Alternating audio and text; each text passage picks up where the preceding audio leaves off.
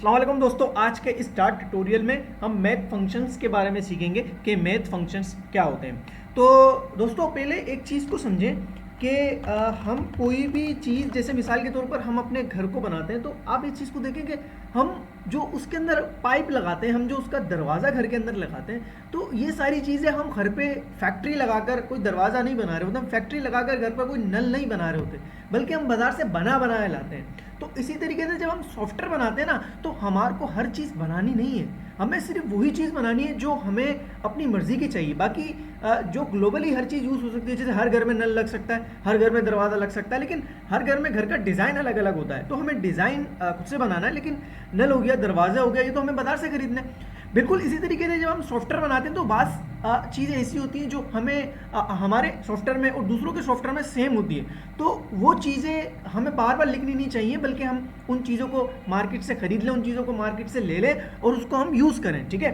बिल्कुल इसी तरीके से डार्ट के अंदर कुछ फंक्शन होते हैं जो बने बनाए हमारे लिए लाइब्रेरी के अंदर पहले से रखे हुए हैं, हम उनको यूज़ कर सकते हैं और यूज़ कर कर हम अपनी ज़िंदगी को आसान कर सकते हैं। तो उसको यूज़ करने के लिए हमें इंपोर्ट करना पड़ेगा। ये बिल्कुल इस तरीके से कि जैसे हम पाकिस्तान में, तो पाकिस्तान में देखें इलेक्ट्रॉनिक की बात चीज़ है, और बल्कि इलेक्ट्रॉनिक की तो कोई चीज़ बनती ही नहीं है, तो हमें कहाँ क्या करना पड़ता है, हमें इंपोर्ट करनी पड़ती है ना, बाहर से इंपोर्ट होती है। इसी तरीके से हमें कुछ फंक्शंस यूज़ करने हैं जो हमारे प्रोग्राम में नहीं है, तो हमें वो क्या करना पड़ेगा, इंपोर्ट करने पड़ेंगे। तो चलिए मेरे पास ये कोड है, तो मैं इस कोड से आपको समझाता हूँ। तो इंपोर्ट करने के लिए आप एक ऊपर इंपोर्ट की जो है ना लाइब्रेरी लिखेंगे, आप लिखेंगे इंपोर्ट और डार्ट से ये आएगा।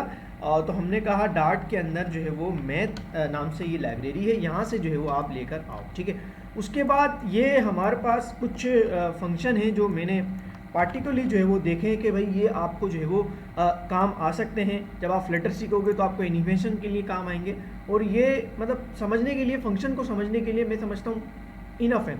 तो आप जो सिन होता है, जो ट्रायंगल के लिए इस्तेमाल होता है, मैथ मेरे को इतनी आती नहीं है, मैथ चूँकि मैं मैथ का स्टूडेंट नहीं हूँ, मगर ये है कि इतना पता है कि ये जो है वो शेप बनाने में, स्क्वायर को जो है वो नापने के लिए काम आता है। ये पाई है जो कि 3.14 का जो होता है वो इस तरीके से जो हम निकालते हैं, ये सिन है। ठीक है, साइन का जो होता है, और ये कोस्ट्री का, ये भी उसी के लिए निकाला जाता है, ये फंक्शन है। और इसके बाद ये SQRT है स्क्वायर के, भाई 2 का स्क्वायर क्या होगा, और ये मैक्सिमम है। मिसाल के तौर पर मैंने इसमें मैं इस पर हावर करके देख भी सकता हूँ कि मैं कितने नंबर दे सकता हूँ।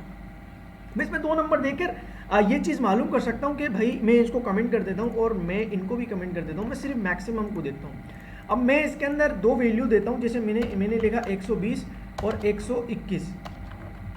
अब मैं ये देखना चाहता हूँ कि इसमें दोनों में से मैक्सिमम बड़ी वैल्यू कौन सी है, तो मैक्स मुझे बता देगा कि इन दोनों में से बड़ी वैल्यू कौन सी है। तो मैं ये डिबग पर आता हूँ, और डिबग पर आने के बाद मैं यहाँ से इसको रन करता हूँ।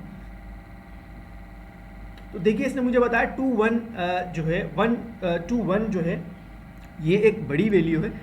इसी तरीके से मैं मिनिमम भी देख सकता हूँ। तो मैंने 2 वैल्यू दी, एक -5 दी, एक -10 दी, तो दोनों में से जो छोटी वैल्यू है, मिनिमम मतलब छोटी वैल्यू जो है वो मैं देख सकता हूँ।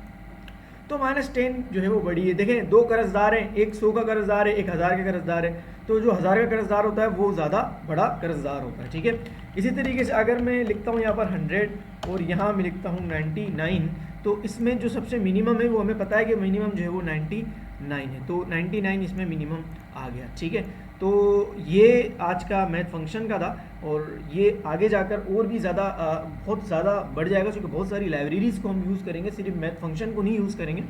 तो ये बहुत ज़रूरी है आपके लिए। Thank you.